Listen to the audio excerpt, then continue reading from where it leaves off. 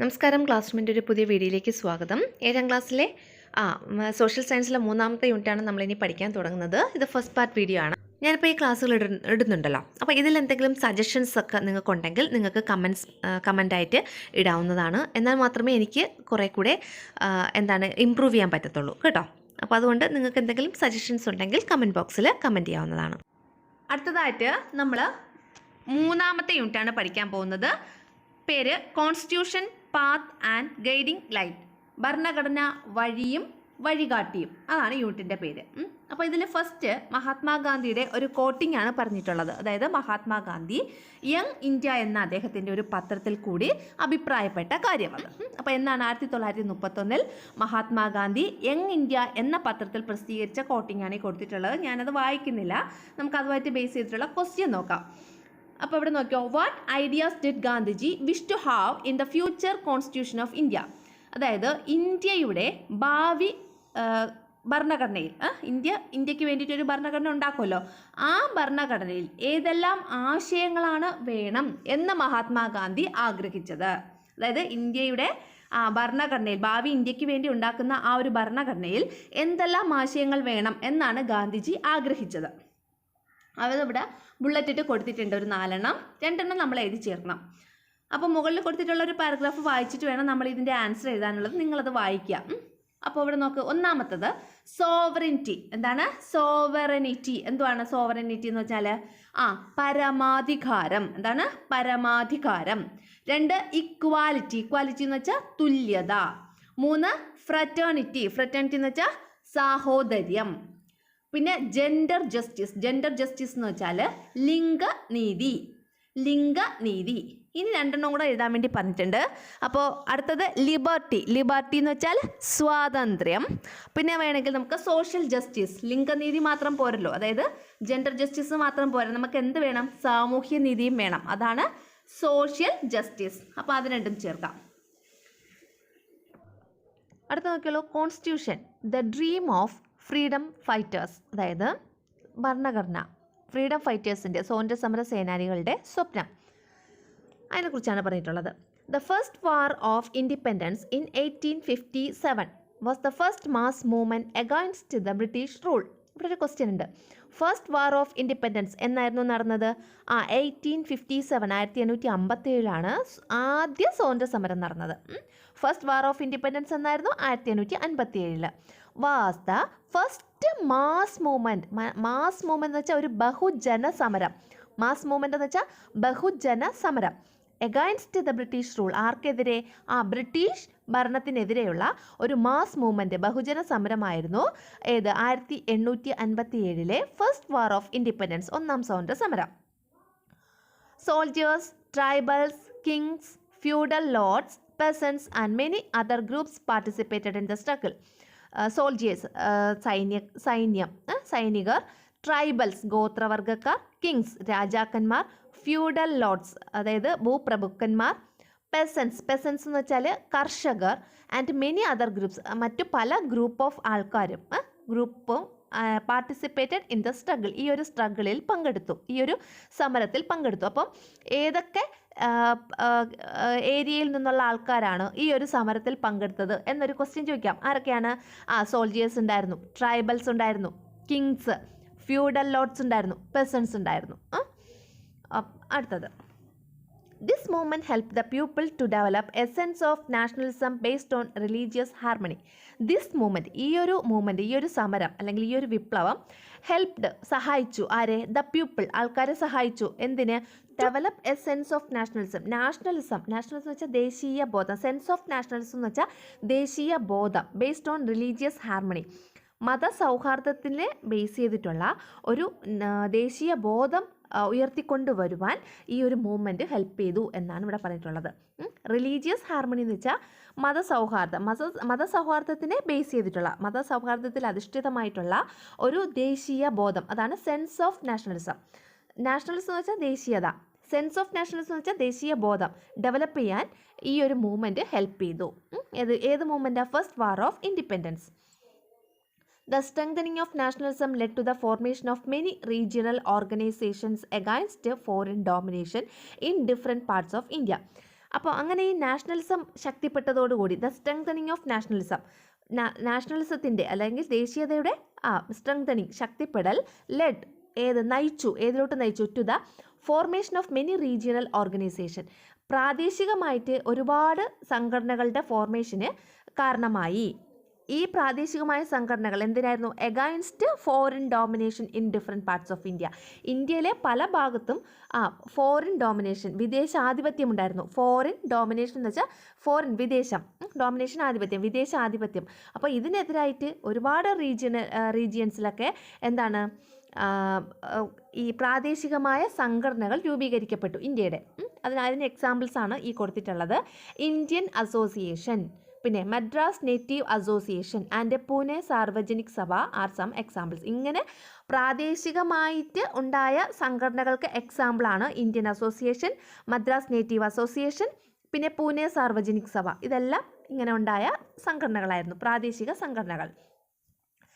As distinct from such organizations of regional nature, a national organization emerged in 1885 through the Indian National Congress.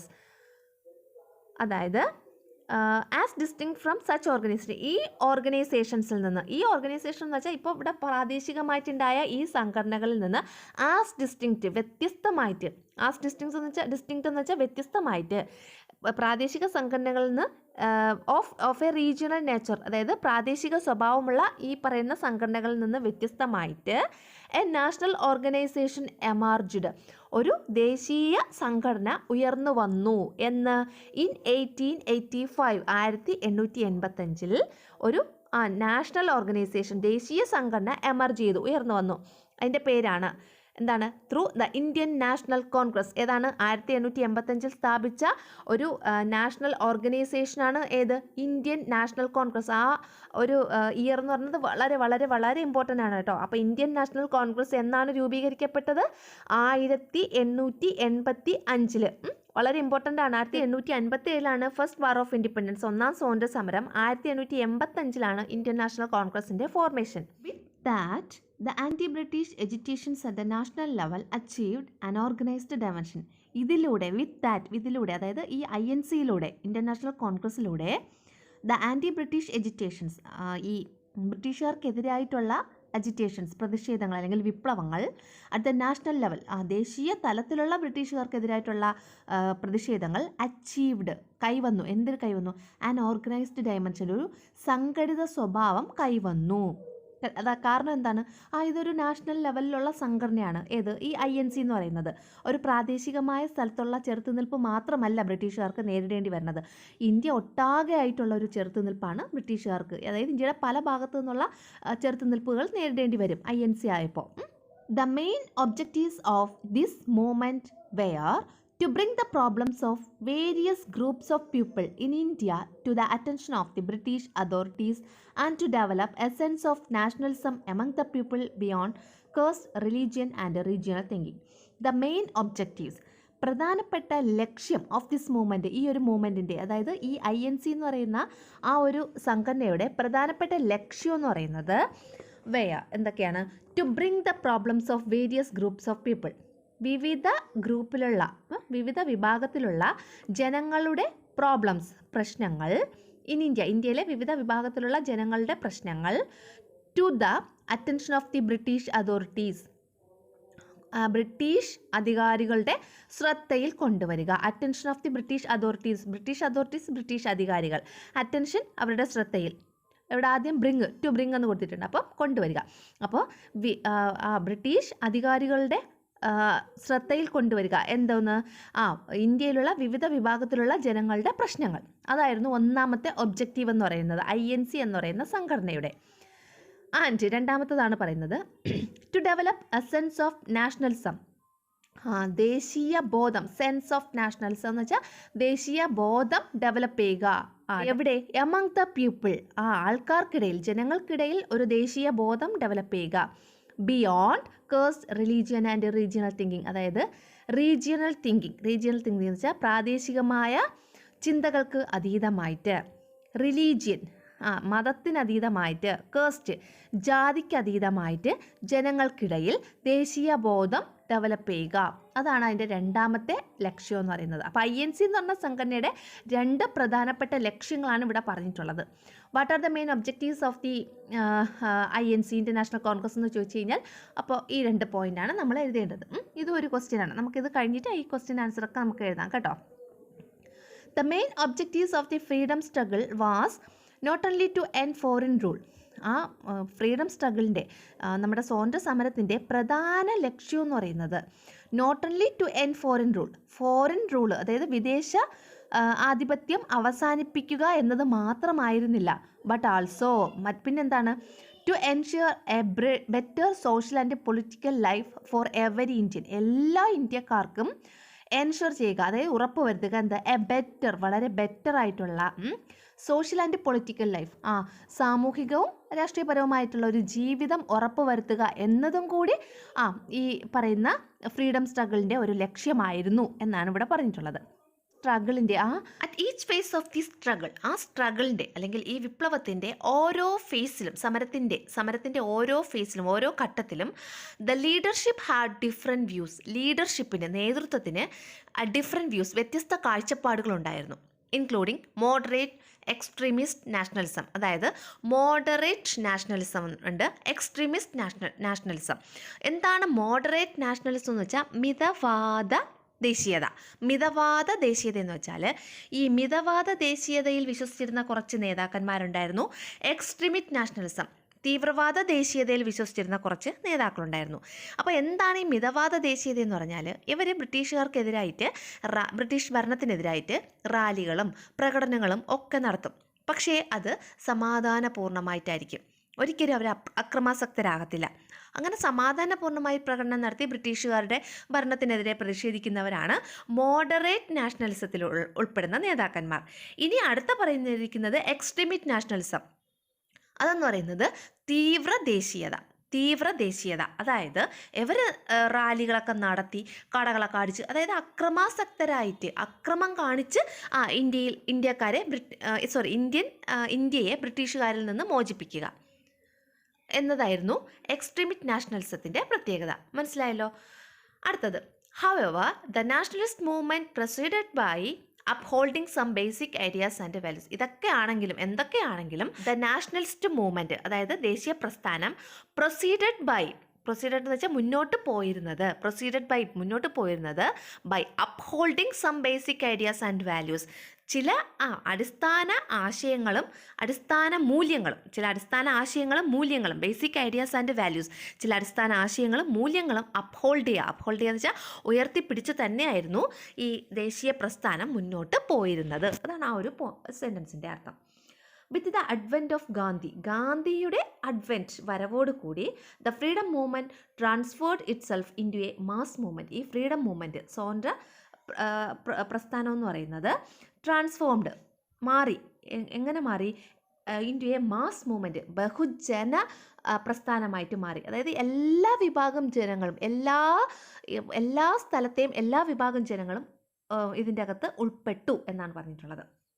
അതാണ് mass movement, ബഹുജന സമരം എന്നത് പറയുന്നത്. ഗാന്ധിജിയുടെ ആ ഒരു ഇൻഫ്ലുവൻസ് സ്ട്രെങ്തൻ ചെയ്തു, ശക്തിപ്പെടുത്തി. The demand for democracy based on social ജസ്റ്റിസിനെ ബേസ് ചെയ്തിട്ടുള്ള ഒരു ജനാധിപത്യത്തിൻ്റെ ആവശ്യകതയെ ശക്തിപ്പെടുത്തി എന്നാണ് പറഞ്ഞിട്ടുള്ളത്. സോഷ്യൽ ജസ്റ്റിസ് എന്ന് വെച്ചാൽ സാമൂഹിക നീതിയെ ബേസ് ചെയ്തിട്ടുള്ള ഒരു ഡെമോക്രസി, ജനാധിപത്യത്തിൻ്റെ ഡിമാൻഡ്, ആവശ്യകതയെ എന്ത് ചെയ്തു? സ്ട്രെങ്തൻഡ്, ശക്തിപ്പെടുത്തി. ആരുടെ ഇൻഫ്ലുവൻസ്? ഗാന്ധിജിയുടെ ഇൻഫ്ലുവൻസ്.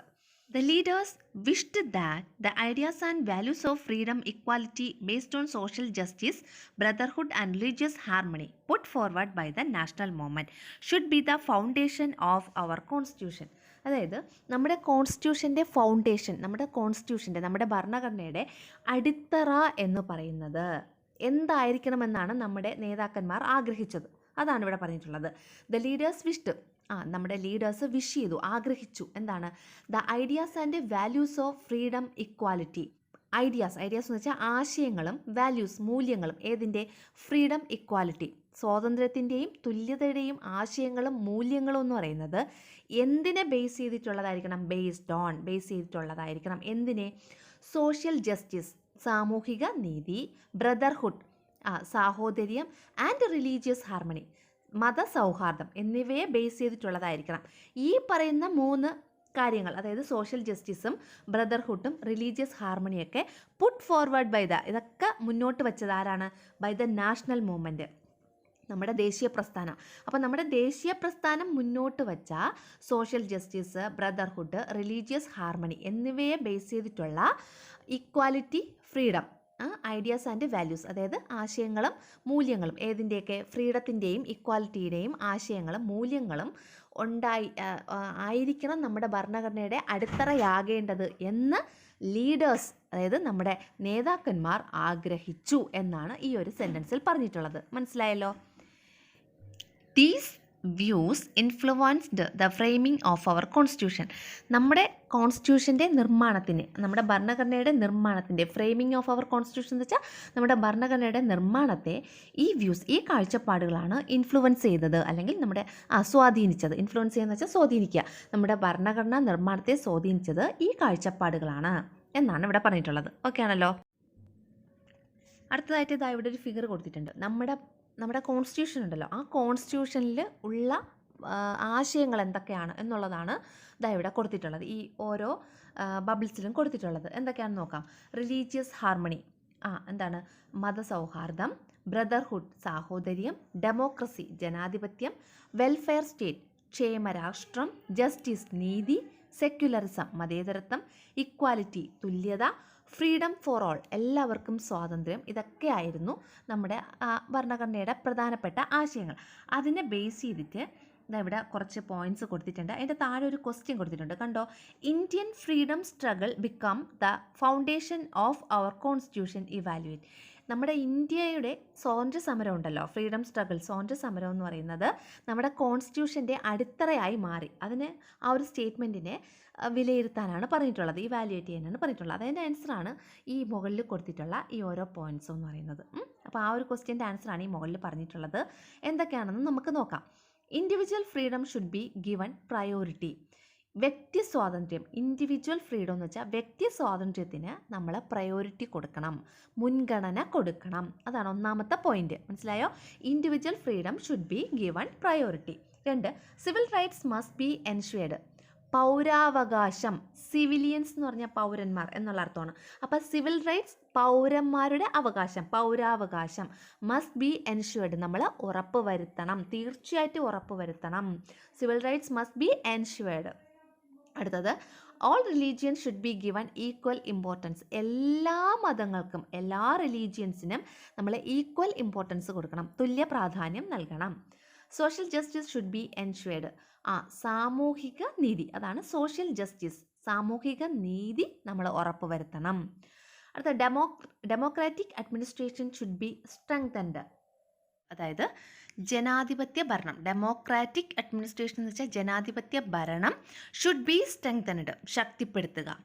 അപ്പോൾ ഇത്രയാണ് ആ പോയിൻറ്റ്സ്, 5 പോയിൻറ്റ്സ് എന്ന് പറഞ്ഞാൽ. പിന്നെ 2 ബുള്ളറ്റിൻ കൊടുത്തിട്ടുണ്ട്, അവിടെ നമുക്ക് എഴുതി ചേർക്കാനുള്ള കാര്യങ്ങൾ നോക്കാം.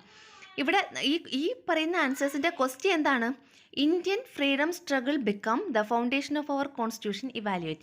ഇന്ത്യയിലെ ഫ്രീഡം സ്ട്രഗിൾ, ഇന്ത്യയിലെ സ്വാതന്ത്ര്യ സമരം എന്ന് പറയുന്നത് നമ്മുടെ ഭരണഘടനയുടെ ഫൗണ്ടേഷൻ, അടിത്തറ ആയി. ആ ഒരു സ്റ്റേറ്റ്മെൻറ്റിനെ നമ്മൾ വിലയിരുത്താനാണ് പറഞ്ഞിട്ടുള്ളത്. അപ്പോൾ അതിൻ്റെ ആൻസറാണ് നമ്മൾ ഈ പറയുന്നത്. അതിൽ ഇനി 2 ബുള്ളറ്റും കൊടുത്തിട്ടുണ്ട്, അവിടെ നമുക്ക് എന്ത് എഴുതി ചേർക്കാമെന്ന് നോക്കാം.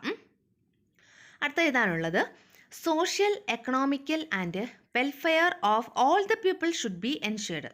അപ്പോൾ സോഷ്യൽ സാമൂഹികവും, എക്കണോമിക്കൽ സാമ്പത്തികവും, ആൻഡ് പൊളിറ്റിക്കൽ രാഷ്ട്രീയപരവുമായ വെൽഫെയർ ക്ഷേമം ഓഫ് ഓൾ പീപ്പിൾ എല്ലാ ജനങ്ങൾക്കും ഷുഡ് ബി എൻഷ്വേർഡ് ഉറപ്പുവരുത്തണം. അതാണ് ഒരു പോയിൻ്റായിട്ട് നമുക്ക് എഴുതേണ്ടത്. അപ്പോൾ ഈ പോയിൻറ്റ്സ് ഒക്കെ നമ്മൾ മുകളിൽ കുറേ ഇവിടെ കൊടുത്തിട്ടില്ലേ, ഈ ബബിൾസ് കൊടുത്തിട്ടില്ലേ, അതിൻ്റെ അകത്തുനിന്ന് ആ ഒരു ആശയം വരുന്ന രീതിയിലുള്ള പോയിൻറ്റ്സ് വേണം നമ്മൾ താഴെ എഴുതേണ്ടത് കേട്ടോ. അപ്പോൾ social economical and political welfare of all people should be ensured. എല്ലാ ജനങ്ങളുടെയും സോഷ്യൽ എക്കണോമിക്കൽ ആൻഡ് പൊളിറ്റിക്കൽ ആയിട്ടുള്ള വെൽഫെയർ, ക്ഷേമം നമ്മൾ എന്ത് ചെയ്യണം, ഉറപ്പുവരുത്തണം. അതാണ് അടുത്ത ഒരു പോയിന്റ്. അടുത്ത point, religious harmony and brotherhood among citizens should be ensured. Religious harmony, മതസൗഹാർദ്ദവും, ബ്രദർഹുഡ്, സാഹോദര്യവും, എമംഗ് സിറ്റിസൺ, പൗരന്മാർക്കിടയിൽ എന്ത് ചെയ്യണം, ഷുഡ് ബി എൻഷുർഡ്, ഉറപ്പുവരുത്തണം.